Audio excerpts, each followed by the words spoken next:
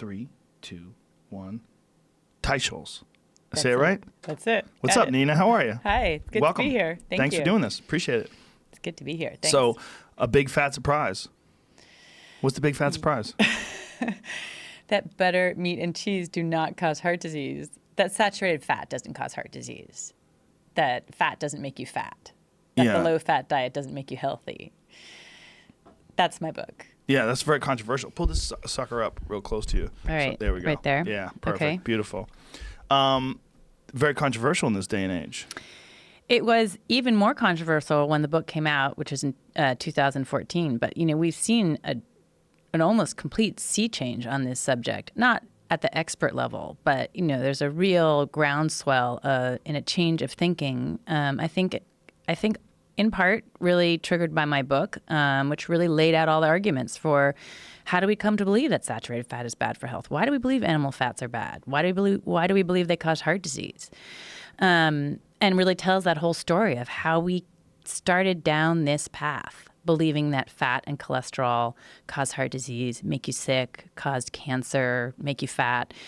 And it's a wild story. It's just an incredible story. The politics, the personalities. It really is a story more about politics than about science. Did you feel vindicated when that New York Times article came out where it showed that the sugar industry had bribed these scientists to lie about data and falsified data that showed that saturated fat was the cause of heart disease instead of sugar? Because that was fairly recently, right? That was after your book. That was. And, that's a small part of the story. I mean, I have documents in my book. There's maybe 100 different, documents that you can find where companies are trying to sway the interests of, they're trying to pay off scientists, basically. There's so much money going into nutrition science. It's amazing how little people know about how much nutrition science is funded by the food industry. And that was one small example. Where Harvard scientists had received money from the sugar industry, and what this article contended is that that's what pushed them to blame fat and not sugar for heart disease. I actually don't believe that that's what happened in that particular case for those Harvard scientists in the 1950s, because I studied them extensively. For my book, I read it took me 9 years, and I read 10,000 scientific papers. So I knew the work of those Harvard scientists. I knew everything they had written. One of them is named Mark Hegstead, who is very influential. And the reality for him and his colleagues was that they truly 100% believed that fat and saturated fat and cholesterol caused heart disease. Really? And they had believed it. They had believed it for more than a decade before the sugar industry came along with that proposition for them. They really believed. Those early scientists were true. They were not corrupt. They were actually not corrupted by industry. They were true believers. And one of the things that my book explores is this phenomenon that happened then, happens today, where scientists, they come to fall in love with their beliefs. They fall in love with their own hypothesis. So humans, it's a problem with humans, exactly, not just scientists, right? So this is what we all do. We fall in love with an idea, we believe something, and we only see things that confirm it, and we kind of ignore everything that contradicts it. Well, in science, what scientists are supposed to do, what they're taught to do, is to not behave in a human way. They're taught to rigorously distrust their beliefs. They're taught to try to find every way to shoot down their own hypothesis. That's the job of being a scientist. That's why they seem so cold and dispassionate to us mere humans. But in the case of nutrition science, that didn't happen. They fell in love with their idea. It was like a favored child. All they did was try to find evidence to support it. They cherry-picked the evidence again and again, and they completely ignored or actively even suppressed any information that contradicted their ideas. So this scientist, Mark Hegstead at Harvard, he and his favorite colleague, Ansel Keys, who is from the University of Minnesota, they would actually bully and kind of stomp on scientists who came up with contradictory information. They would actually suppress stuff. They would, and this is still going on today, which is what makes it such an interesting story. I mean, today it's the same phenomenon in nutrition science. This is the way nutrition science started, and it's the legacy that continues today, which is that any papers to the contrary, hard to get them published, hard to get them discussed, hard to get them presented at expert meetings. And it's been driven by people who are really married to their hypothesis about what a healthy diet is. So you feel like what happened was the sugar industry came along and they found these people that already had beliefs that aligned up with what they were trying to sell. Right. So maybe they weren't even so so corrupt. Like maybe they've said, oh, well, these scientists know more than us. Just pay them to get this research out. You know, you can't blame industries for trying to protect their products. Right. Every industry well, you does can, it. But I mean, it's just what industry does. And, you know, if there was another story out recently about how sugar industry didn't pursue research they had done that seemed to show that sugar caused cancer. Well, I mean, if you're the sugar industry, like, what is your obligation to right. keep going? I mean, I'm not saying that, you know, they're no angels, but we shouldn't expect corporations to be angels. What you do expect is for your scientists to behave in a principled way, right? Right. That's what we should expect. Yeah, I mean, when it gets to a certain, I think if you look at cigarettes, for instance, in the tobacco industry, like there's a large market for something we know kills people. I mean, you don't have to lie about it. You can have a warning on the label, and it still makes billions of dollars a year. Tell everybody, hey, this is definitely going to give you cancer. Keep smoking it. And they'll go, okay. And they'll buy it. They'll keep buying it. So it's not really that you need to lie about things. You really don't. I mean, people are more than willing, as long as it hits the right buttons and switches in their brain and their receptors, they're more than willing to put their health in danger for some temporary mouth pleasure. Yeah, and this kind of goes to the subject that is, you know, debated in the food world, which is, you know, how much should the government be telling people what to eat? Right. Right? So there are people who say, you know, they believe sugar's like tobacco. If you eat it, you will probably, if you eat a lot of sugar, you are much more likely to get diabetes and heart disease. I mean, I think that's, if you eat a lot of refined carbohydrates, or maybe even if you eat just too many carbohydrates, period, you're more likely to get diabetes and heart disease and become obese. So, you know, but people like it.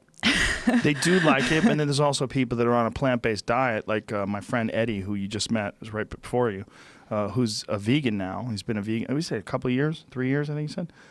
He eats way too many carbohydrates, and he's admitting it and talking about it, not exactly knowing how to fix his cravings and his urges. You know, if you're on a completely plant-based diet, it's really hard to just go all fats and get the proper amount of unsaturated and saturated fats in your diet. Yeah, I mean, so people are on vegan diets for many reasons, and that's their own personal choice. The reality is that there's a large body of rigorous research. By that I mean randomized controlled clinical trials on thousands of people showing that a diet higher in fat and lower in carbohydrates leads to better outcomes in terms of diabetes, obesity, heart disease. Those are the biggies, right? And so lowering carbohydrates is the way to reverse out of those diseases. If you're on a vegan diet, it's just very hard to do that in a low-carb way. You know, what do you eat is your source of protein and fat. There are some plant fats. You can have a lot of coconut oil and avocado, a lot of avocado, but you know, it just becomes hard. Like, what do you put on your plate for dinner every night? Right, you know, like if you eat meat, you have a piece of meat. Right. I mean, that used to be just at the center of the dinner plate, but it's hard on a vegan diet. Other thing that's very hard in a vegan diet is staying, you need to be really careful about nutritional supplements, and because you cannot get all the nutrients that you need naturally from the foods that you're eating. And also some of those nutrients are not as biodigestible, meaning your body doesn't absorb them as easily. Like iron from spinach is not as absorbable as iron from meat. So it's hard. It's hard to stay healthy on that diet. Yeah, that is the big misconception, right? When you look at the total amount of iron or protein or anything in a plant-based diet, there's the bioavailability of that. It's less, and people don't understand that. So when people do like hold up charts that show, hey, you can get a cup of broccoli and that has the same amount of protein as a cheeseburger. Oh, no, it doesn't. Mm-mm. It really doesn't. It might on paper, but in terms of how your body absorbs it, it's not equal. No, or another example is carrots. They're supposed to give you vitamin A, right? But carrots they give you a precursor to vitamin A called carotenoids. Can it convert into vitamin A? Not that efficiently. Most people can't convert that efficiently, so they're not getting the kind of vitamin A they need. And where does vitamin A come from? What food sources? I don't know. I don't know off the top of my head a But good it's source of vitamin A. some sort of animal source? Yeah, it's animal. Let's see. I think you can get it pork vitamin A. Sorry, I should know that.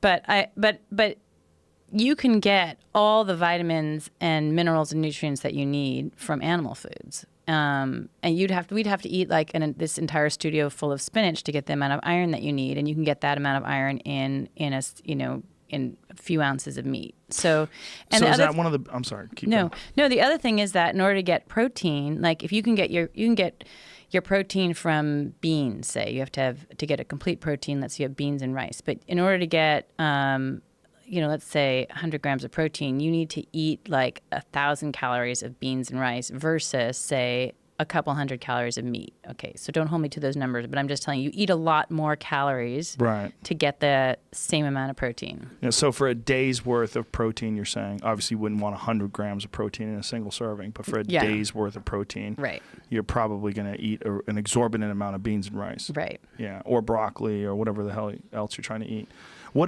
Iron is a big one, right? I know I have a few friends that are vegan or have been vegan, and that was an issue with them, was iron. Yeah, I mean, I was a vegetarian for over 25 years.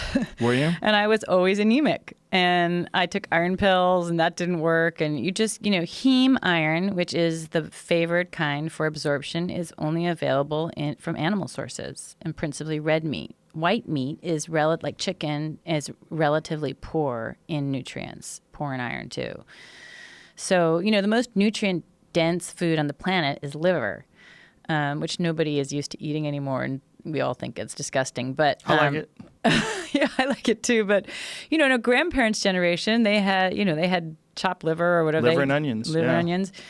And that's very nutrient dense. But we stopped eating it because it's high in cholesterol. So these are the consequences of having. What we did was, and this is what my book is about, but it's we starting in 1961. The American Heart Association was the first organization to say, don't eat saturated fat and cholesterol to avoid a heart attack, and that was based on, at the time, really weak evidence. Something called an observational study can show an association but not causation. And, there were just enormous unintended consequences at the time. So actually this Harvard scientist, Mark Hegsted, this was, he was one of the people behind this. And he said, we imagine the benefits will be great, and we cannot imagine what there could be any negative consequences, something like that.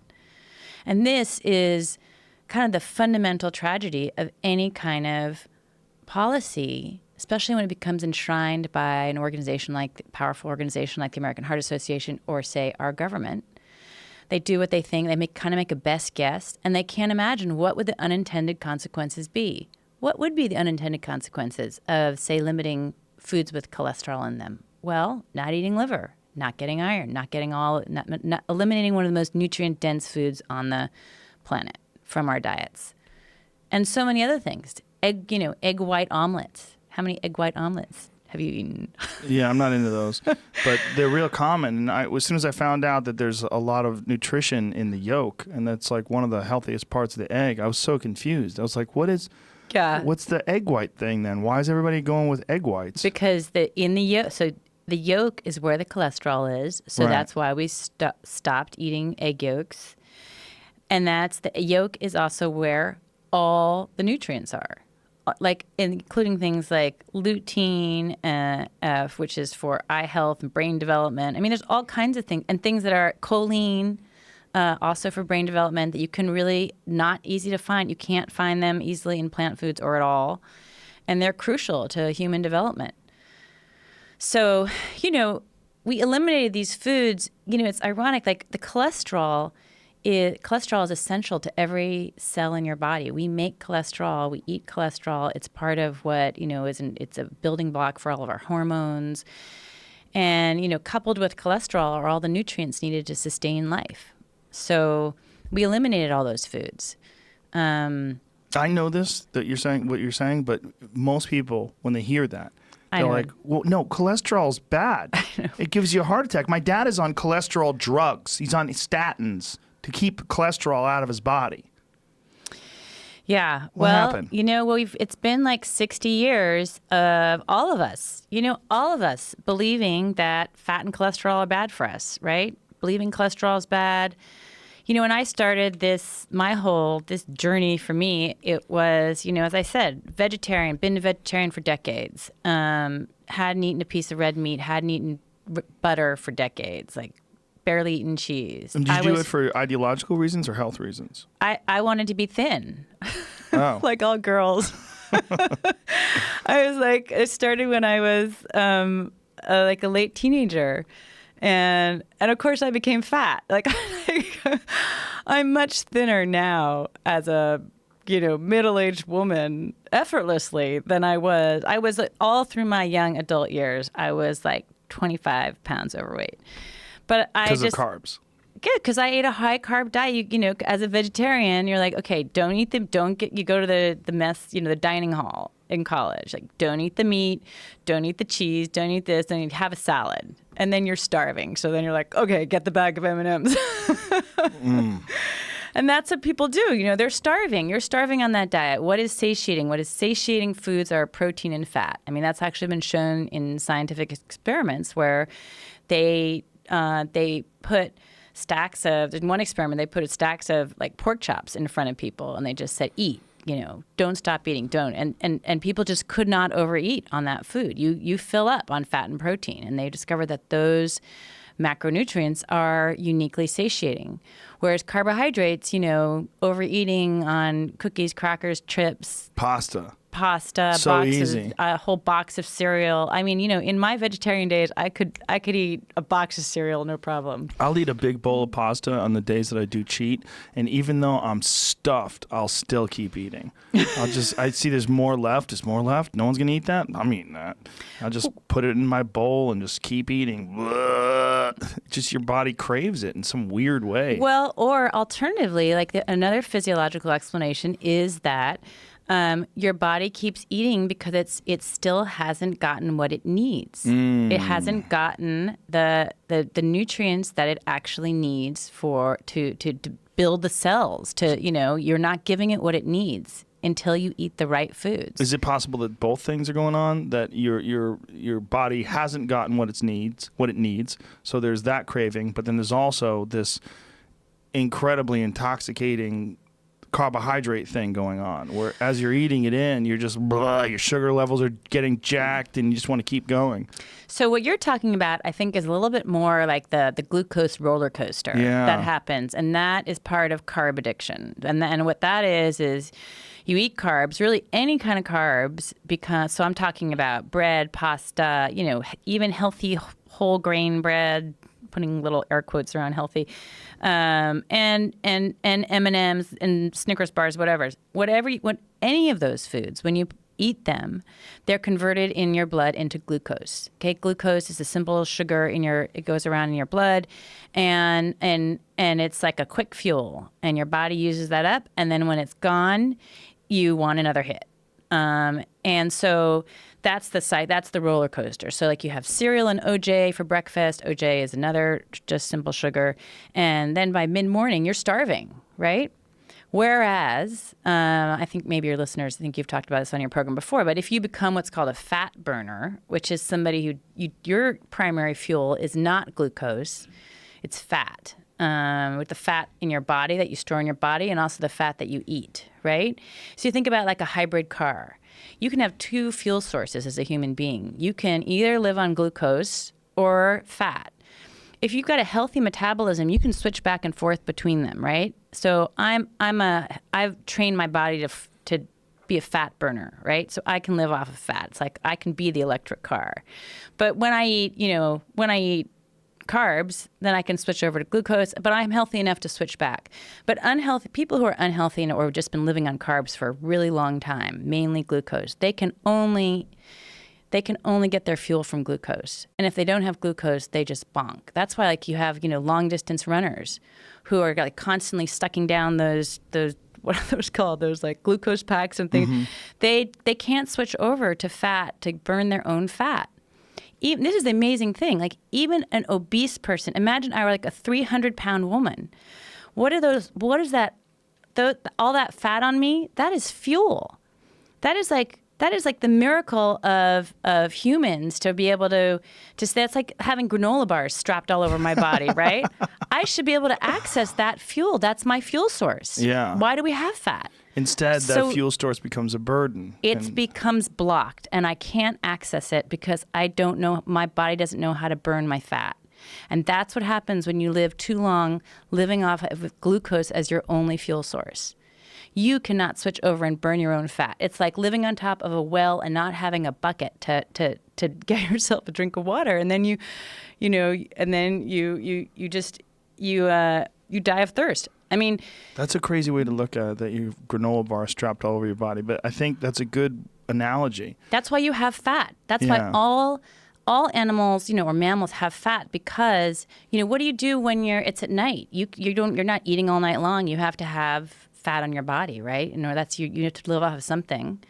And that's how humans, and that's why humans became really good at storing fat, because it meant we could do other things. We're not like chimpanzees who have to eat all day long, right? Right. Or like these people who are fruitarians and like proud of living off of fruit. They have to eat all day long to have it. Like that's what they have to do all day. But we eat nutrient dense food, like we eat meat. That's humans evolved to eat meat, so that's nutrient dense. So we don't have to eat all day long. So we have time in our hands. We have time in our hands to do podcasts, build the Taj Mahal, do other stuff, because we don't have to eat all the time. And we can live off of our fat if we are eating well. Well, the idea that all that burdens you, so where you have this gut or you have this fat all over your body and it depresses you, that literally change the point of view and the perspective, to look at that as fuel. You literally have fuel hanging off your body.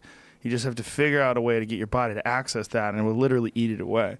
Did you ever see, Rob Wolf was talking to us about, there was a study where they took a man who was severely obese and they had him fast, nothing but water and some sort of vitamins for 300 plus days. And he wound up losing not just all the fat, but the crazy thing was his skin receded as well, and he didn't have the loose skin that normally is associated with rapid weight loss. So when you get someone who's incredibly obese and they shrink down to a normal-sized person, one of the things they have to deal with routinely is these giant flops of skin because your body's used to being so big. But apparently, at least in this one case, this guy, as he had gone through this enormous medically controlled fasting, his skin shrank as well. Like his body ate the fat, and recognizes that in his body was shrinking, everything sort of shrank up in proportion. Well, that's amazing. It is amazing, and I wonder if that could be replicated, or if he was just very uniquely, had unique genetics, or what the circumstances were. Some people, skin varies, right? That's why some people get stretch marks if they just gain a little bit of weight, and other people don't. Yeah.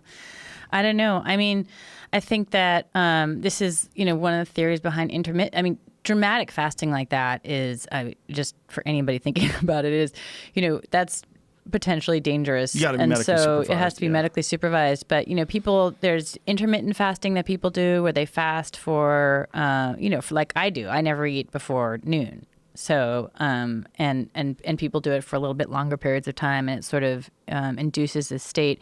What it does is it kickstarts this ability for your body to get into fat burning mode and to stay in fat burning mode. And so, what you want to do is if you have excess fat on your body, you want to live off of that fat so it'll disappear. You want, instead of taking in food as your fuel source, you want to live off your fat until until it's gone, or enough of it is gone that you're happy. So, and that's what fat burners do. And the way to do that is to keep carbs low, because carbohydrate, the moment you have glucose in your blood system, your body prefers glucose. It's a quick hit of fuel, right? Your body will always prefer glucose. And once you have glucose circulating in your blood, it's like going up. It's like being at a teller's window in a bank. It's like everything shuts down. Like you cannot get to your fat cells for, it's like we're closed now. You can't get to your fat. As long as you've got glucose, that's what you're living off of. So the longer... Why does your body do that? Because it prefers glucose. Glucose is your preferential fuel source. Just is. I don't know. Because it was rare, you occasionally would come across honey, or it was, it's a quick, efficient source of fuel. So your body came to prefer it. But you want to stay away from glucose in order to access your fat. That's just the reality. And so fasting is partly doing that. You can do it for a little while. You can do it, if you just fast in the morning, so your body is basically fasted all night long. You fast through the morning, and then you have, you're fat burning all that time. Yeah, most people are not aware of that. This is a relatively new situation. I practice it. I do intermittent fasting. I have a 14-hour window at night where I don't eat. And I think the more people do that, the more they'll understand that like your body will burn off way more fat if you just live like that. If you just force yourself to only eat inside of a 10-hour window. Yeah. So the key to that is you can't be eating you can't be on a high carb diet and then fast. If you're used to eating a lot of carbs, your body will still preferentially need that glucose, and you'll still be on that roller coaster glucose cycle. Right. So I don't know. I think it's pretty hard to do fasting when you're on a high carb diet. And you're right. This is all new science. So just to, if you want a little bit of perspective on this, really all this science started in the early 2000s. And it started, so the long history is, 1961, American Heart Association tells all of America, stop eating fat and cholesterol so you don't die of a heart attack, right? That was, heart disease had risen from pretty much out of nowhere in the early 1900s to become the leading killer in America. President Eisenhower himself is out of the Oval Office for 10 days with a heart attack. I mean, it's just a huge public health emergency. And this Ansel Keys, this professor at University of Minnesota, he came up with this idea that he and Mark Hegsted, the one from Harvard, said it was saturated fat and cholesterol that caused heart disease. And so that's when that whole hypothesis was born, and it became enshrined as policy. The federal government gets on board in 1980, and that's the beginning of our dietary guidelines. So now the whole country is not only avoiding saturated fat and cholesterol, but also at this point, all of fat is suspect. So it's like just cut back on all fat. And that was a different reason. That's because fat is denser. It has more calories per gram. It has about 9 calories per gram versus protein and fat, which have, protein and carbohydrate, which have about 4 or 5 calories per gram. So it was just thought prudent. Look, one way to keep people thin is just to keep their calories down. And we can do this just by reducing fat, because fat has more calorie dense. So now we're all on the low-fat diet, and we're avoiding saturated fat and cholesterol. And the government is enormously powerful. And so, as I think you know, and so it's not just that all Americans are given this diet, right? Everybody, every health professional on the front line, every dietitian, every medical doctor, every nutritionist is pushing this low-fat diet.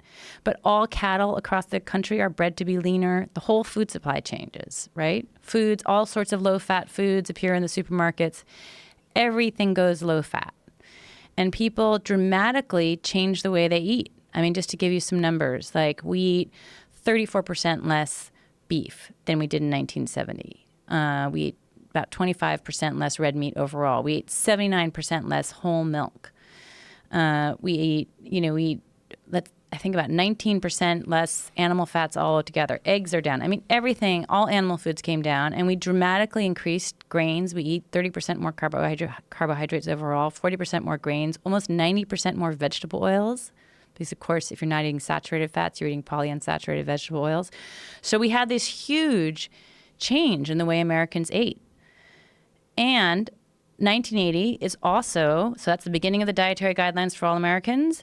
It's also the beginning of the obesity epidemic. You see rates of obesity kind of very slowly, gradually going up until 1980, and then they just take a sharp turn upwards. And they have, barely stopped. So in the early 2000s, what happened? Well, a journalist named Gary Taubes wrote this front page New York Times magazine article saying, what if it's all been a big fat lie?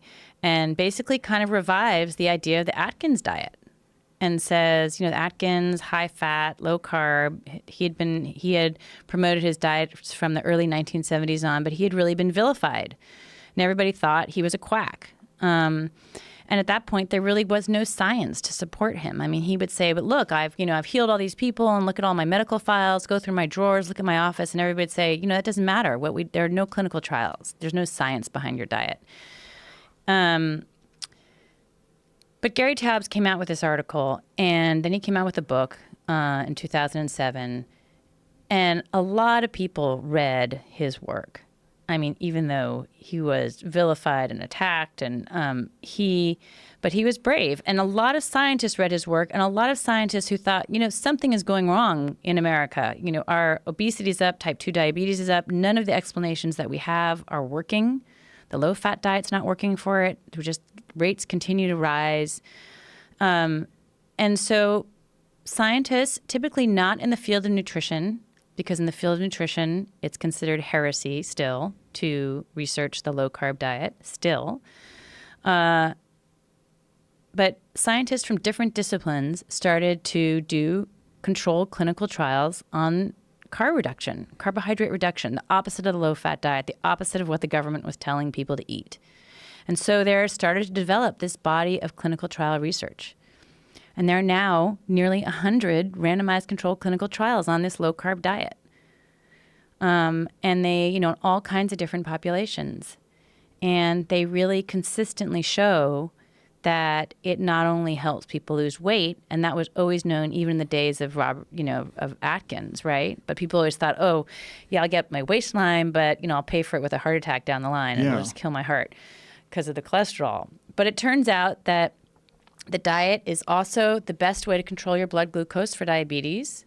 It helps people. There's actually an experiment out now showing that it reverses diabetes. I mean, completely eliminates that supposedly incurable disease, and that it improves most of the risk factors for heart disease. So there's a lot of debate over, which risk factors best predict your likelihood of getting a heart attack.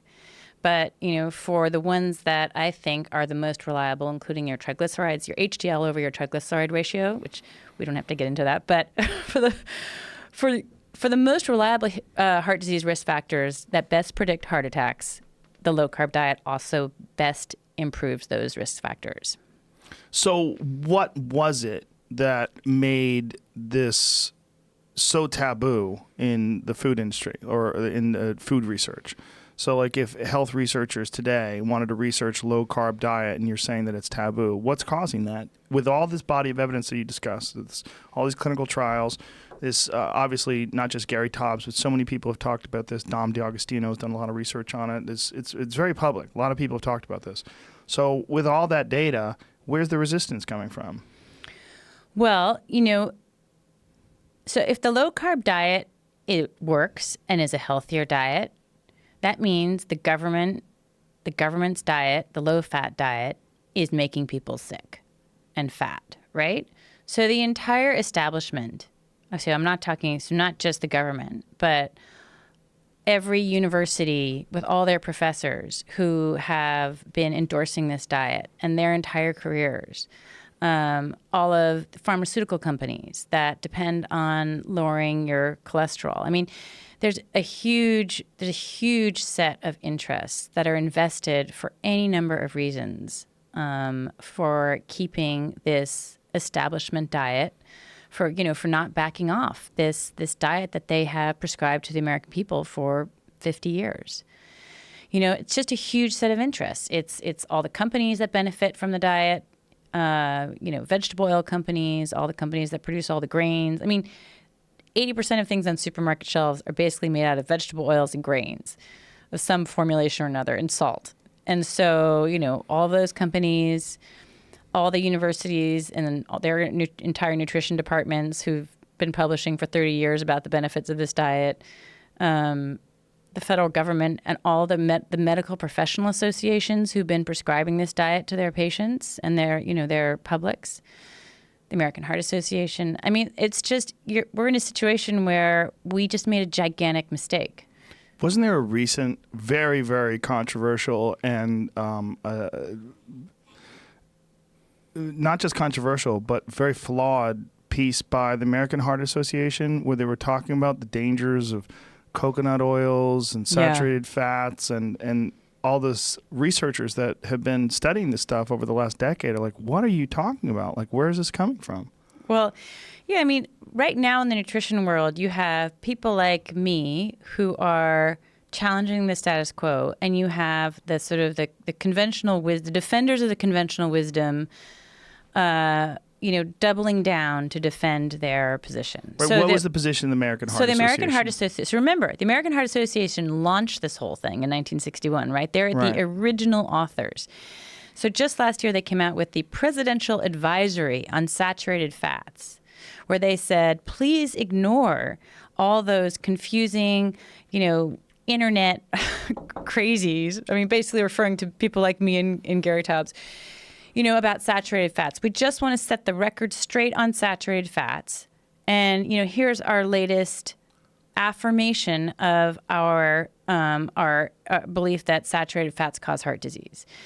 So I don't want to get too much into the weeds on it all, but, they had the way that the American Heart Association all these years has sustained their position that saturated fats cause heart disease is they have relied purely on this weak kind of evidence called epidemiology, right? And the government knew that was not strong enough evidence. So Can you explain what that means? Yeah. Okay. So an epidemiology are these big studies where they observe people. They observe like tens of thousands of people for a really long period of time. And they ask them, they just give these people a food frequency questionnaire and they ask you, okay, how many pears did you eat over the last 6 months? And how many prunes did you eat? And how much of this did you eat? And how much of that? And then you're supposed to write this all down, like as if any of us can remember what we ate yesterday. And you're supposed to make accurate assessments about what you've eaten on, like they asked 250, the most famous one is out of Harvard, asked 250 questions about what you've eaten over the past 6 months. Now, when they try to go and verify to see if those food frequency questionnaires are accurate, they come up, basically it's very poor accuracy by their own measures. But still, they use that data and then they follow these people over 10, 20, 30 years, and they figure out who has a heart attack, who dies, who gets cancer. And then they try to make these correlations. Oh, the people who died tended to eat more meat. So they'll say it's meat that caused, what they can really only say is there's a correlation there. But it's not causation. You can never establish causation, which is to say that meat caused that death. And right? the problem is also that they're eating a lot of things with that meat. Right. So like refined carbohydrates. Well, yeah, I mean, like who eats red meat other than paleo people now? I mean, who's been eating red meat for the last 50 years? The people who ignore everything their doctor tells them, right? So not only they're eating more red meat, but they're eating a lot of other junk. They're probably, and this has actually been shown. They don't exercise as much. They tend to not eat as well. They don't visit their doctors. They don't take their pills. I mean, they're not what we would call compliers, right? They're people who just do not listen to the advice they're given. And any number of those things may have caused the heart attacks. We don't know if it's the meat. We don't know if it's the non-complying. We don't know if it's the lack of exercise. We don't know if it's the fact that they drink too much beer, whatever. We just don't know. So those kinds of studies, these epidemiological studies, are really just, they only establish associations, and what they were designed to suggest hypotheses that could then actually be tested in a kind of science called a clinical trial, where you actually you divide a group up into two parts, and it's like a drug trial. You give half people the drug and half people the placebo, and only that kind of experiment, which is called a controlled experiment, can you actually establish cause and effect. So the way you want to, if you really want to know if meat causes cancer, you got to do a clinical trial.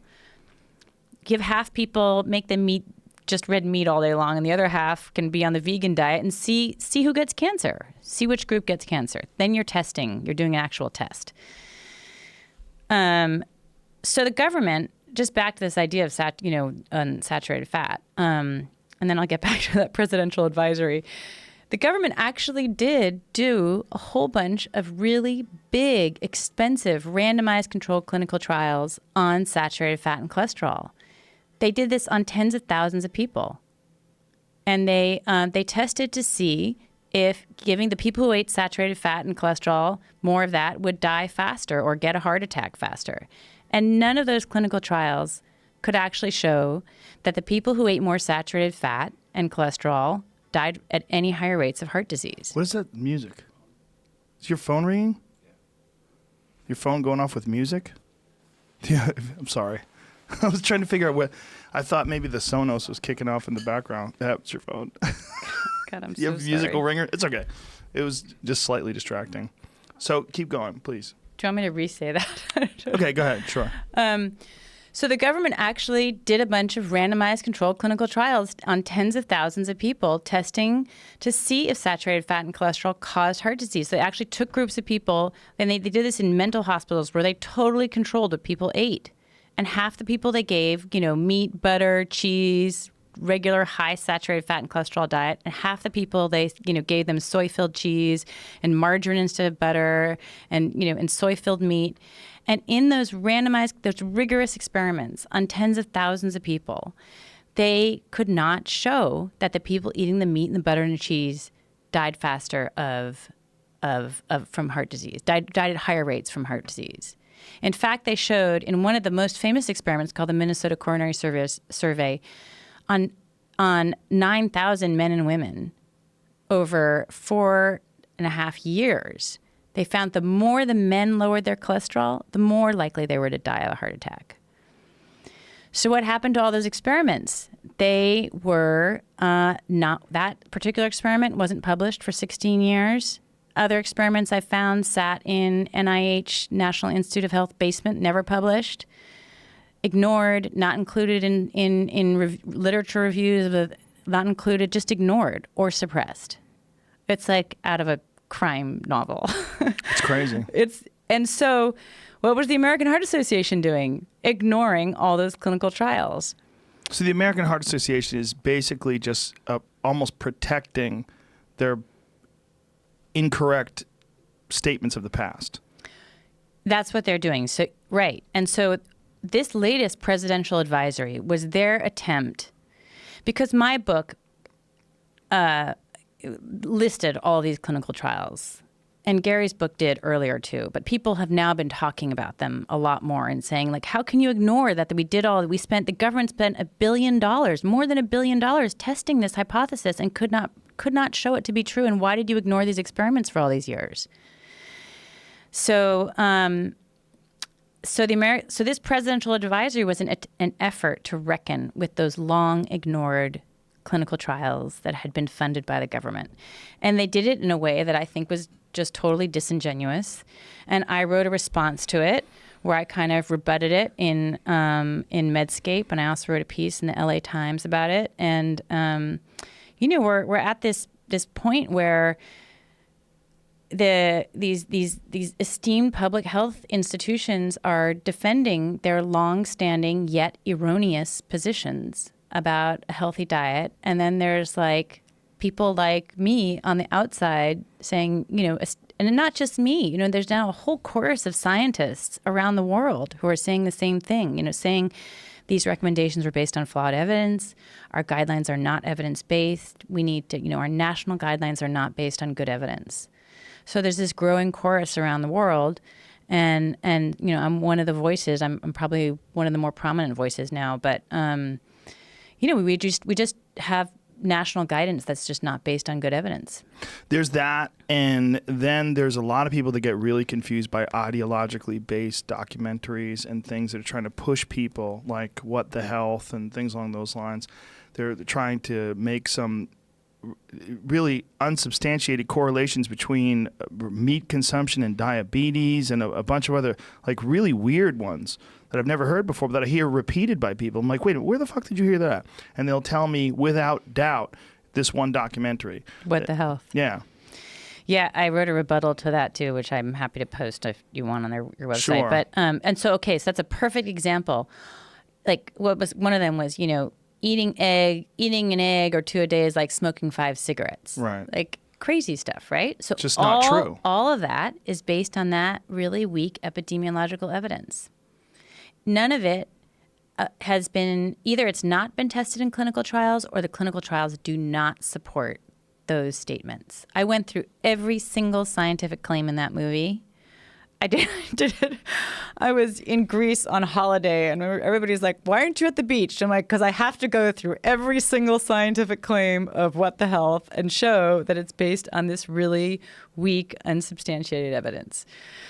But I think that one of the reasons that that they made that film was that we live in very confusing times for science, right? You make a film, you pull at somebody's heartstrings. That film is like, it's very scary. You feel like, oh my God, there's poison in the milk, and now there's poison in my pregnant belly, and it's going to be in my child. I mean, it's really effective as a piece of as a movie. But isn't it not just irresponsible, but dangerous? Well, I think so. I mean, but I think that what you have is people pushing this diet for, ideological reasons, as you said. The people behind that film are, two very, very well-known animal welfare activists who just don't want animals killed. Those are their motivations. There are other people who are they have practices or kind of empires, like Dean Ornish has a whole empire based on his plant-based diet, right? There's whole business commercial empires that are based on this diet. So there's a whole combination of reasons. Now there's a part of the the environmental movement really believes that cows cause global warming. So there's like this whole confluence of interests. But if you just look at the health claims, there are no randomized controlled clinical trials. There's no rigorous evidence to show that diet is safe or can fight disease. And they've actually, a few of these vegan diet doctors have actually done clinical trials, and the result where they put people on a vegan diet. Okay, so and they were overseen by the vegan diet doctor himself. So John McDougall did one of these. He's here in California. So I mean, the most biased possible person overseeing this experiment, right? He wants his diet to look good, but even then, those studies could not show that the vegans were healthier at the end of a year of eating that diet. So maybe it's a healthy diet, but it cannot be shown to be true. And so it's fine to eat it for whatever reason that you want to, but health, there's no evidence to show that diet will be a good option for health. Yeah, that is a very hard pill for a lot of people to swallow that, for good reasons, don't want animals to suffer. Right. So they want to live a life where they have as small footprint as possible and don't harm things. One of the things that disturbs people to no end is when I describe the process of collecting grain in a combine and how vultures will circle over fields right after the combine rolls over, because those indiscriminate, gigantic machines that might be a football field wide are just chewing up everything in front of them, including ground nesting birds and squirrels and rodents and occasionally deer fawns and anything else that gets caught up in the middle of it. Yeah, I mean, the reality is there is no life for any creature without the death of another creature. I mean, there's life involves death of some kind or another. I mean, monocropping agriculture is devastating to all kinds of life. It's also incredibly unnatural. It's unnatural to see thousands of acres that are just soybeans. Right. That is very, very weird. It doesn't exist anywhere in the world other than places where people have forced that into the environment. Yeah, and I think that there's also, a deep discomfort with the fact that, for many people, any sentient person, that being human has, that we evolved eating meat, right? We're not herbivores, and so and we can't really survive that way. In fact, in the early experiments that they did on omnivore animals, they did that on all kinds of omnivore animals in the 1920s and 30s, and they tried to see if they could get an omnivore animal to survive purely on plants, grain, seeds, and they found it incredibly difficult to keep those, whether it were rats or pigs, alive. And even when they could keep them alive, they lived shorter lives, and their offspring lived shorter lives. So, we have, I think, we're ethical beings, and so we have a discomfort with killing other animals as well we should. But, that is why I think humans evolved all kinds of ways of dealing with the need to kill animals, basically, just to survive, right? All the rituals, the asking of forgiveness, and of course, when it was your own animals, people lived on farms and raised their own animals. There were ways, that it was sort of a part of the holistic experience of being a farmer and living on the land. And now we're all so divorced. We live in cities. We're thousands of miles away from where animals are raised. We don't really understand anything about it. It seems inhumane and cruel. Well, I think an ethical solution for this is probably going to be this sort of laboratory-created meat that seems to be a flourishing industry right now. They're trying to get off the ground with this stuff, and it's very expensive at the moment, but they foresee that in the next several years, it'll be economically feasible for people to buy meat from an animal that never really existed as a living thing. If they can do that, and it has all the same nutrients that real animals do, that would be a miracle, right? Yeah, it would be. It's going to be very interesting. But then there's also the issue of what happens if we completely stop eating cows and chickens and pigs, and what happens to all those animals? Who manages that? Who stops them from overbreeding? Who controls their population? How do we do that? We've put ourselves into a corner here. We've put ourselves into a corner if we choose to never eat these animals again. How do we sustain their populations, and what financial reward do people get for sustaining them if they're not going to profit from them whatsoever? They're going to have to spend an exorbitant amount of money or let them roam free, which if people don't realize, that's happened in parts of the world. Bulls revert to a very strange form. Wild cows do. In Australia, they call them scrub bulls. I mean, they live in the scrubs.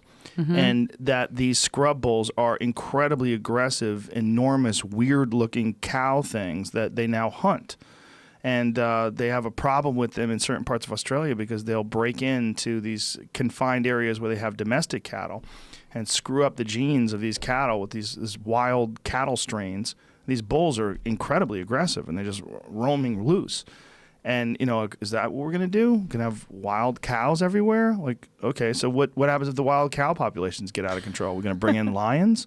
Like, what are we doing? I don't know. And there's, this is something I'm not an expert in, but I know people, there's a whole school of thought. You really need large animals. They're part of an ecosystem. To have a healthy ecosystem on Earth, you need animals as part of, they return manure to the earth, and that's part of the cycle of life, and that plants can't survive without them, and you need animals actually to as part of a healthy environment. So that's not something that I'm an expert in, but I think it is. I guess I would say, like, the kind of really simplistic. It's just simplistic thinking to say that we should get rid of all animals, or get rid of all domesticated animals. Right. I mean, I just think it's a kind of simplistic vision that I think a lot of we're dealing with simplistic visions, right? We're dealing with an incredibly complicated situation that we find ourselves in the 21st century. You didn't ask for it. I didn't ask for it. This is just the place we were born and raised. So then we look around at the landscape and we go, okay, what do I have to do for this meat vehicle? What do I have to do to keep this thing optimized? And then what do I have to do for my mind that I don't feel terrible about eating some horrifying factory farmed food where I have to watch some PETA video on how this thing was created and realize I'm a monster? And I think that is the motivation for a lot of people to go towards veganism. And I think it's a good motivation. I think their motivations are noble and just, if that's what they are. But somewhere along the way, you get roped into an ideology, and you get boxed into these very rigid ways of thinking. And out of those rigid ways of thinking, you get a documentary like What the Health. Yeah. Well, I also think, like, we're, in the same way that we're a divided nation politically, we are a divided nation in terms of the way we think in urban city centers and, where I've always lived my whole life. But, and out in the areas of the country, the red states where they they have cattle and they, the dairy farms are, and, this is like, we actually have no idea for the most part what goes on there. And, we just see like the horrifying videos shot by some undercover person it's, one of the things that was sort of surprising and like a really beautiful experience for me after my book came out was that I was invited to speak all over the country. And, I'm your classic flyover person. I grew up in Berkeley, California. And then, I lived various places in the world, but then I settled in New York City. So, I'm like as urban, progressive, liberal as they come. And all of a sudden I'm giving speeches in Oklahoma and Texas and, Illinois. Really, it was, it was really a shock to me, but it was truly eye-opening. Like I met all the people who, all these people in the cowboy hats were like, oh, I would have been one of the ones protesting, throwing kale at these guys, in my previous life. And now I'm, standing in front of 800 of them talking about saturated fat, the findings in my book. That's what here's right. what I found. And, I can't say that I did any kind of in-depth reporting, but really the kinds of conversations that they're having about how to best take care of their animals, how to treat them humanely, how to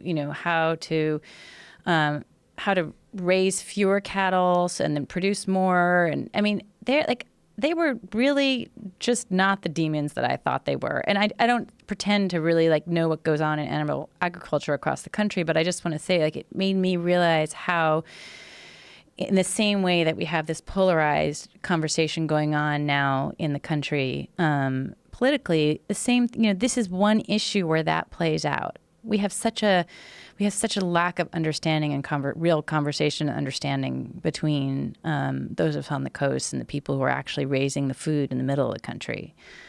So it's very convenient, and I do it too. A lot of people demonize people that live in places that they don't frequent, and it's really fun to poke fun at the middle of the country and call them a bunch of dummies. And you're the reason why Trump got elected. But I think it's okay to do that. I've noticed in my colleagues, my liberal journalists.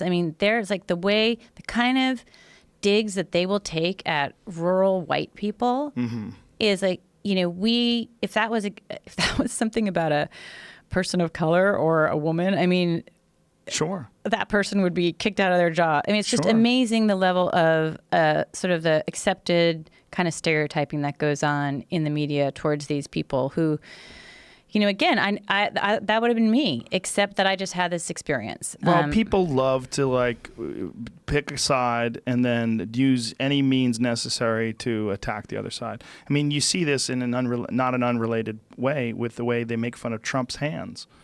You're mocking this man's body. He didn't do anything to have smaller or bigger hands. Talk about his hair. Talk about his ego. Talk about the preposterous way he behaves. But you're talking about his hands.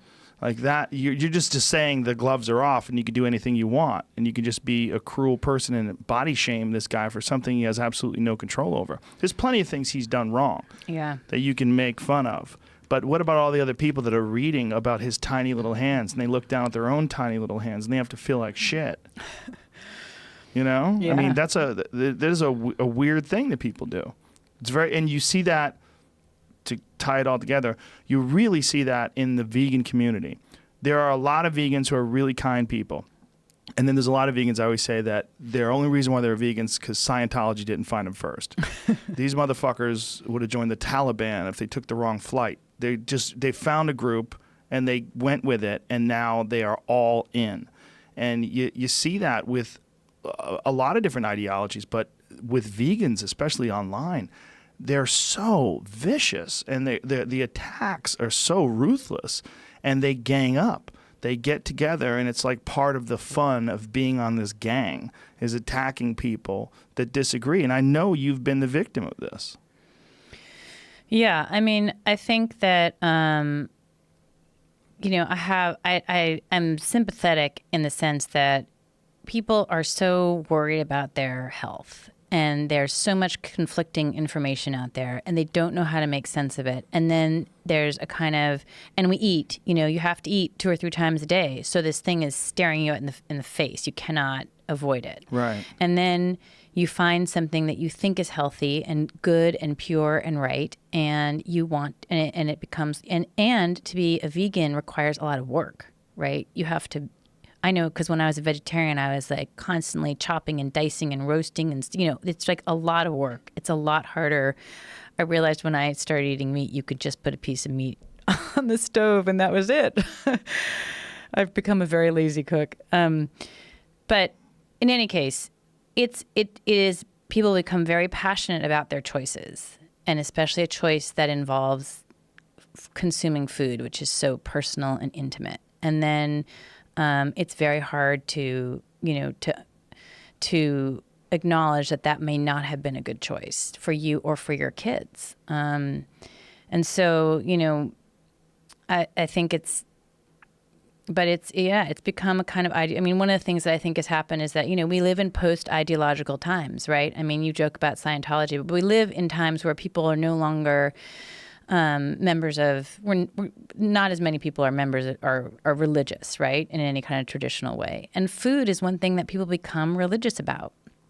They just do. It's like a food. It's a type of thinking. It's a food movement. And the food movement, I mean, if you follow like Michael Pollan and Mark Bittman, and they encourage you to think about it as a movement, like as something you can join, be a part of, be in a community. And that's exactly how the vegans look at it, though. It provides everything that, religions did provide for people. But for the vegans, what they do have on their side is that they feel that their lifestyle is not promoting animal cruelty. And that gives them the justification for attacking someone like you. Right. Well, I try to just stick to, I try to really stick to the science on what makes people healthy. So, if you want to be a vegan, but if that diet comes with, for most people, if it comes with diabetes and obesity or ill health or the failure to thrive of their children or whatever, I mean, that's their choice. But what you can't say is that diet has any evidence to show that it provides good health. Well, I think one thing that a vegan diet does is it gets people off of the standard American diet. And the standard American diet of just a bunch of bullshit, French fries, and French fries can be vegan, right? But the processed food and things with a ton of preservatives, you start eating a bunch of vegetables. I mean, you're going to probably feel a lot better if you start eating actual real foods. Anybody who gets off of refined carbohydrates and sugar feels better. So that is definitely a step in the right direction. I mean, we can all agree on that. Yeah, and that's processed that's food a good with preservatives, common ground. just eating nonsense and garbage and candy and just that kind of stuff. If you can be conscious and proactive about the healthy foods you choose and just try to get as much healthy nutrients as you can, you're going to feel better. But the question is, what's the best way to optimize your health? Yeah, and just going back to those animal experiments that I was telling you about in the 1920s and 30s, what leads to your long life and the long life and health of your children, right? That's the way we used to think about survival of health, fitness of an animal, was how long did you survive and how long do your offspring survive, right? And that was the ultimate measure that's always been the ultimate measure evolutionarily. So, if a vegan diet were to support that would be the optimal diet, but that was just not what the science showed. So, there's also a whole kind of evolutionary issue here, which is you have to bring in evolutionary science to understand, how did humans evolve? I mean, we're in a kind of ironic position where there's so many enlightened, progressive thinkers who are almost like, just who are like denying our evolutionary history, right? They're almost like creationists. Right. I mean, our evolutionary history, if you read the science, is about evolving with meat.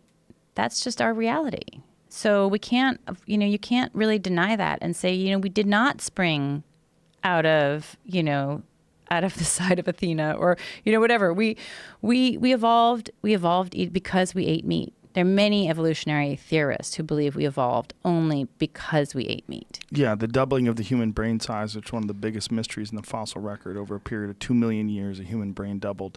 And one of the primary ideas is that cooking meat and that figuring out a way to hunt these animals made us stimulate our brains. And there's a couple other more outlandish theories, one of them involving psilocybin mushrooms. It's pretty interesting.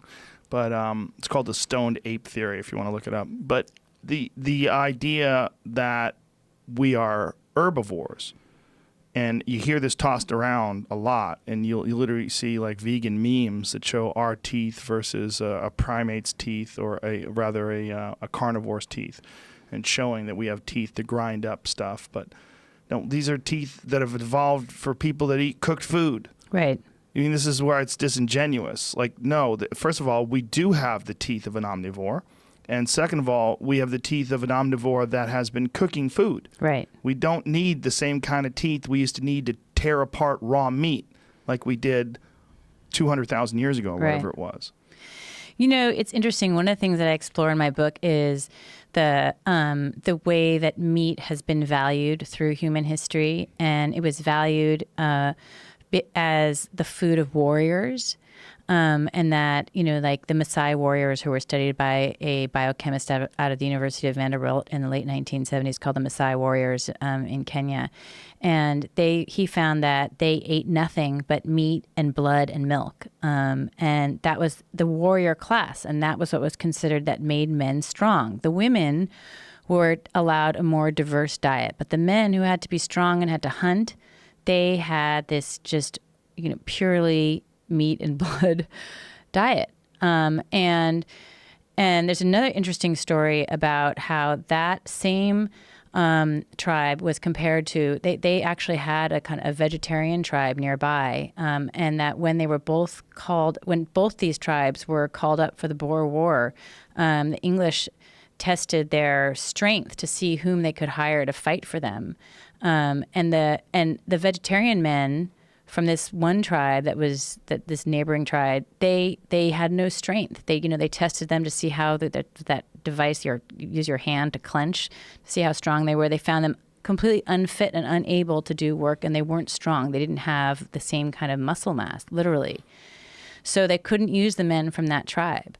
And then there's just a rich history and literature about how meat was really the food that made you strong, and meat was a food that was craved, always craved, that humans craved above all else. Well, there have been vegan powerlifters and a bunch of different people that have figured out how to do it correctly today, though. I mean, I think they may have, but they must take a lot of supplements and other kinds of soy proteins or other things. There's you have to be.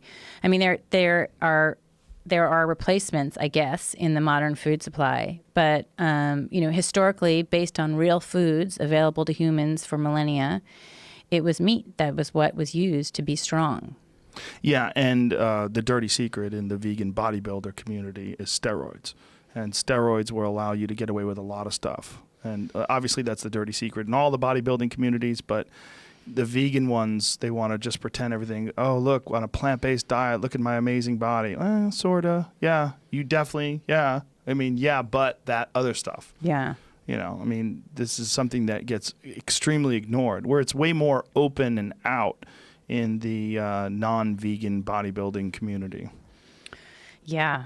Because I'm deep into the bodybuilding I know you community. are. That's why I brought it up. I know it's your thing. What have you, out of all this research and all this analyzing this and the publishing of your book and the way it's been received, how has this changed the way you think about the way people approach not just diet, but all sort of conflicts in life?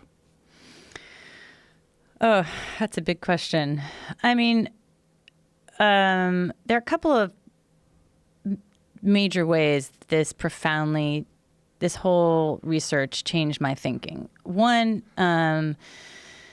was really that it changed my thinking about, changed my political views quite a bit. I think you're a libertarian, or at least that's what I was reading about you. I grew up in Berkeley and was a real like liberal Democrat, and still am on most issues. But, here I found an issue where the government had started this program of telling Americans how to eat and just made this huge, giant mistake. And spent hundreds and hundreds of billions of dollars on this program that, we have quite a bit of evidence now, I think, to make a pretty good case that the government made America, started the obesity and diabetes epidemics, and continue and don't back down from their recommendations, even though they continue to do this.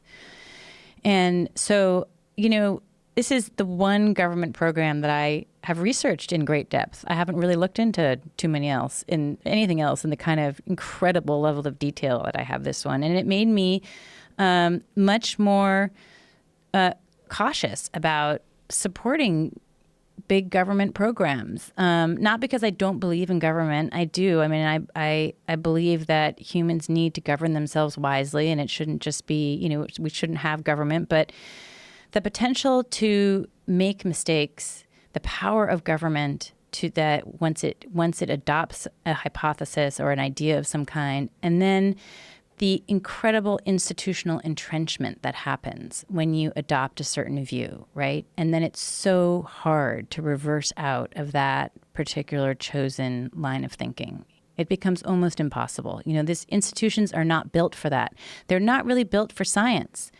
Science is supposed to be, as I said earlier, self-doubting, self-questioning. You have new observations, so you change your course. That's what science is supposed to be. Like you test things and they don't work out, and then you move on to another idea.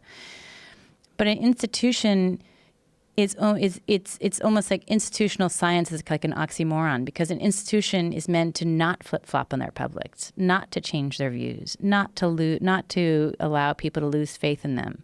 So it's the wrong kind of body to do science. So it's made me much more cautious about how much I want our government to do. Because if I've just turned over this one little leaf and found this huge, disastrous program, I just wonder if I turned over any other leaf, what else would I find? I think you'd find similar incompetence. Probably. Yeah.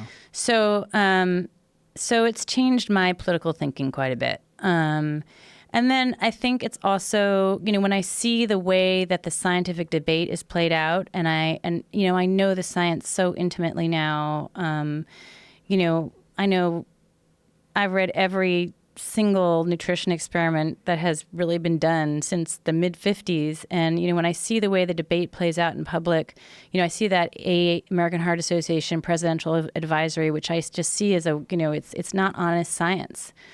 Or our last dietary guidelines expert committee in their report saying, we should all eat a plant-based diet, and I can see how bad that science is, and so, I see that I can see now so much better the way that PR firms spin messages, and the way those messages are echoed all over, and the way it's just the way it's what's happening in our politics. It's happening in our science, and so I think it makes me somewhat despair about our ability to have good science rise to the top, because when you have institutions like Harvard and Tufts and all of our top institutions are so deeply invested in this wrong hypothesis, yet I don't know where people should turn to how do we sort ourselves out of this mess.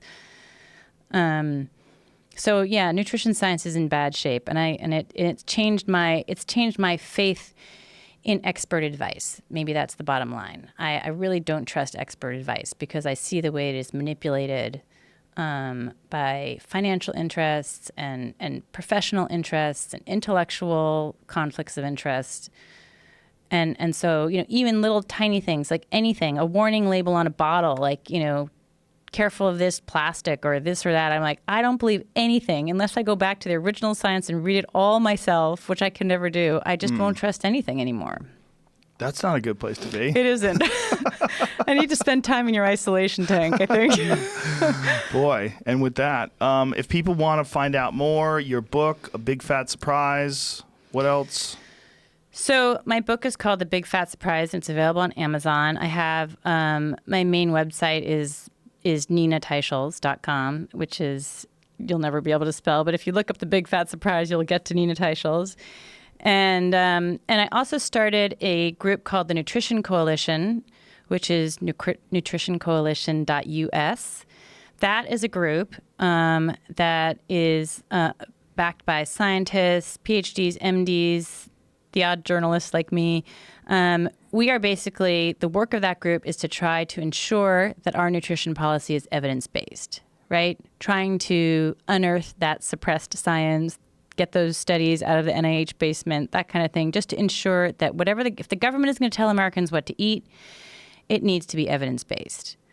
So we're doing work in Washington, and you can read about, I mean, it's not just on fat and carbohydrates that they've got it wrong on salt, the advice to get aerobic exercise from 45 minutes to an hour every day. None of that is based on good science. So we just want, the goal of this group is to work towards evidence-based policy in nutrition. If we could wrap this up, please talk a little bit more about salt, because that's one that comes up all the time with people. They want to tell me that salt's bad for you. I'm like, God damn it, salt is an essential nutrient. You'll die without it.